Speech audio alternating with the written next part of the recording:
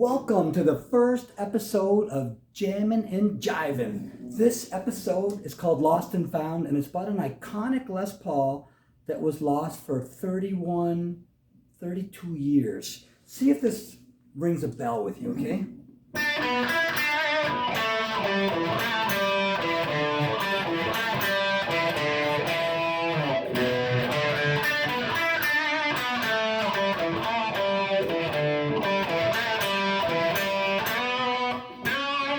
Peter Frampton, that's it. Do you feel like we do? Well, we're going to get right into it, and I'm going to tell you all about how this guitar was lost and it was found.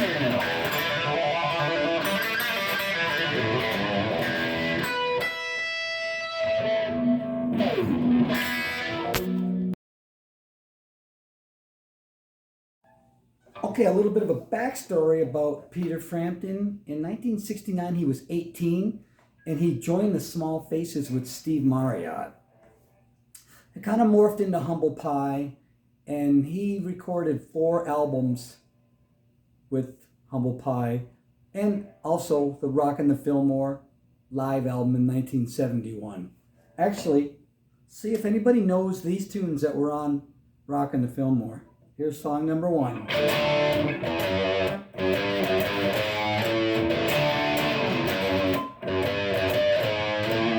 Anybody? Well, if you don't know that one, you got to know this one.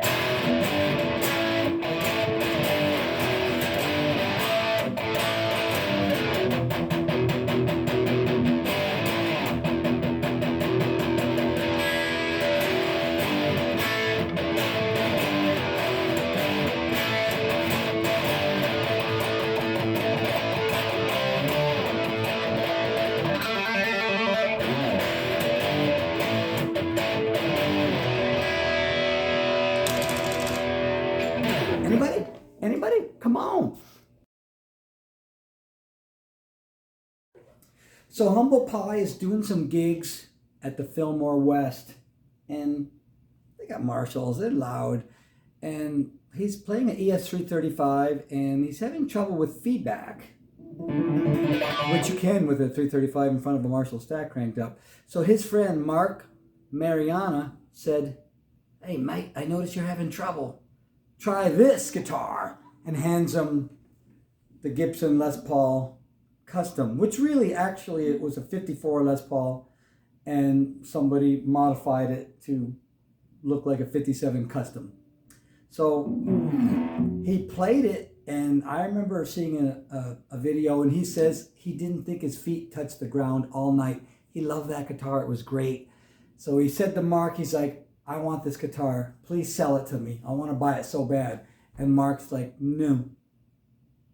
See the face? No. So what does he do? He gives it to him. He's like, "No, I won't sell it, but you can have it."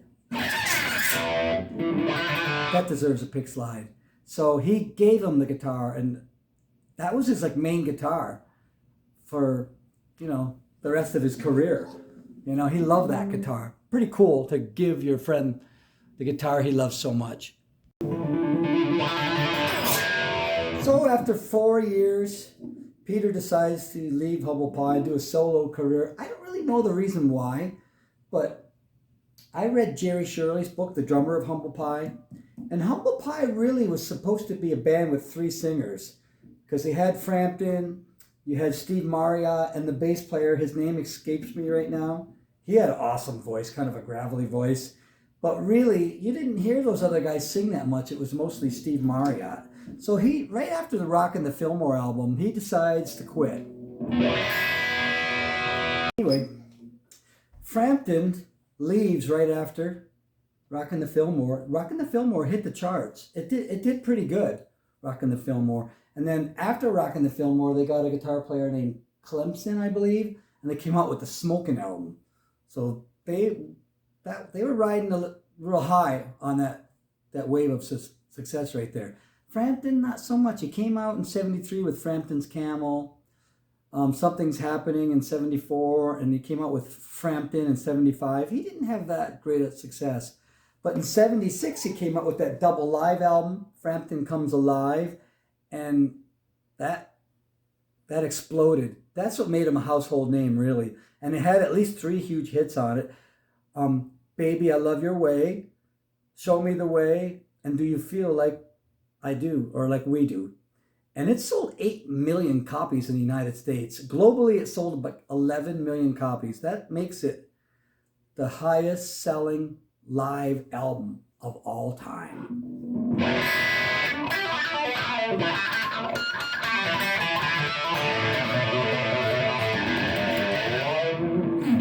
Which is pretty cool when you think about it. Here is a picture of it, in case you don't know what it looks like. You might be a young person.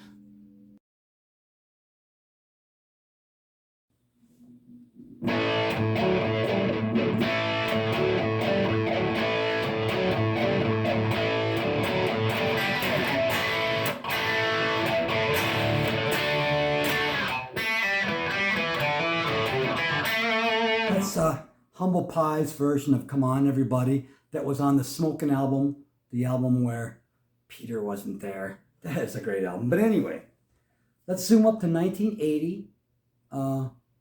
Peter's riding high on that Frampton Comes Alive album. He was like, that was it. He was so famous after that. And he's got that awesome Les Paul that he loves so much. It's on the cover. You saw the picture of it. So now he's doing a tour of South America. And near Caracas in Venezuela, the cargo plane crashed. The crew died. All their gear was schmucked. He sent a roadie down to see if there was anything salvageable. And it was like some burnt up, twisted up Marshalls and Leslie cabinets. A lot of junk. There was a couple other old guitars besides, his Les Paul Custom. But it's just, his favorite axe was gone, It was pretty sad days because he loved that guitar.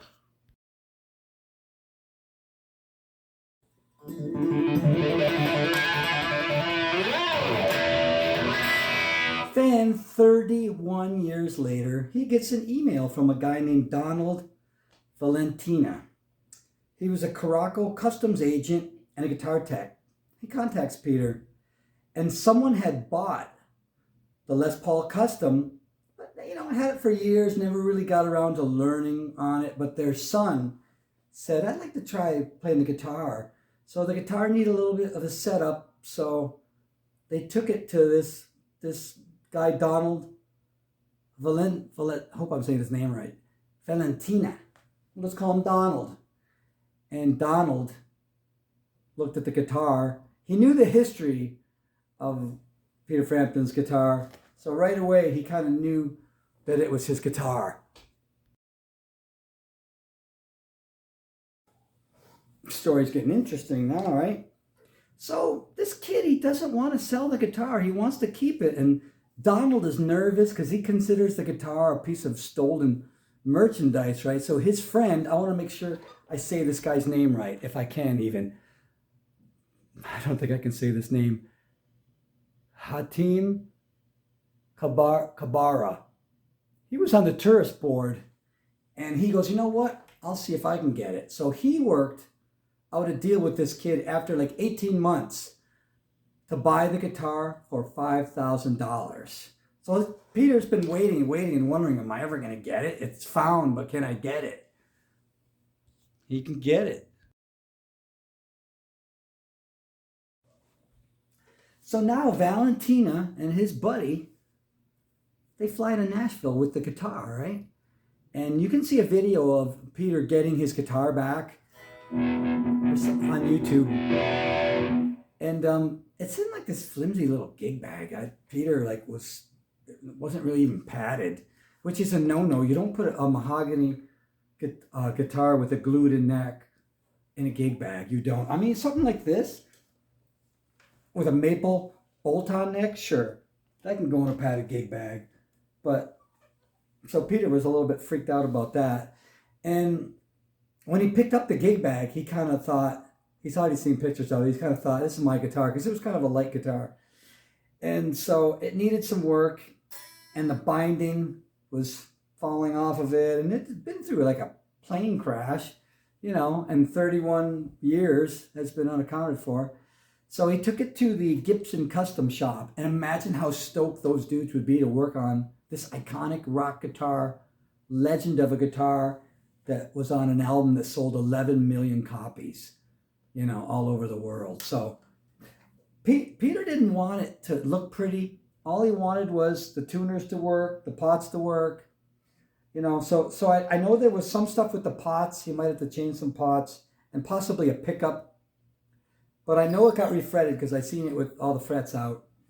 But all the binding in that was missing, he didn't care about that. Here's a picture of it. Check it out.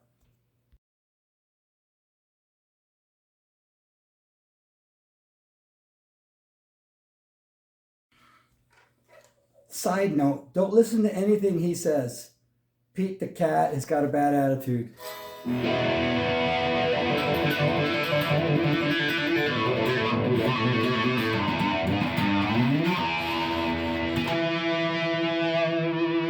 Anyway, the cool thing about this was Peter was doing a Frampton Comes Alive 35 concert, like a tour.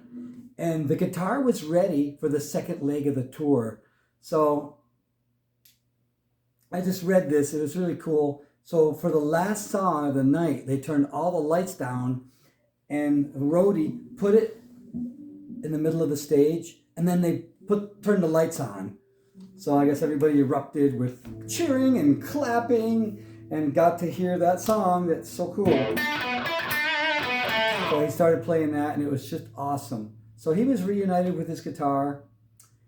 And actually, Gibson made 35 tribute Phoenix guitars. He called it the Phoenix after it was gone, or when he got it back, because it like rose from the fire, sort of literally. And they're like 20 grand each. Tell me what you think about that. A guitar that looks old and beat up.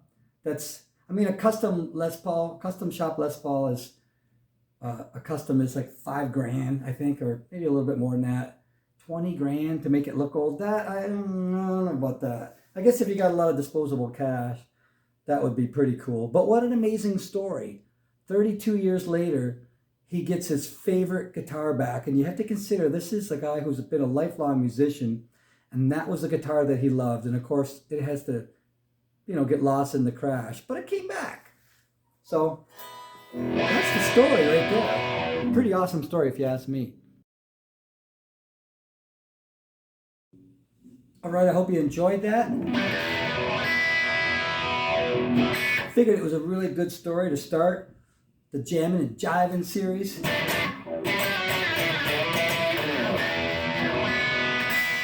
I really like that Frampton Comes Alive when it came out. I remember that album. So let's see, we'll go out with, seeing how we have the Donner Ottawa on, we'll go out with a little bit of Jimmy.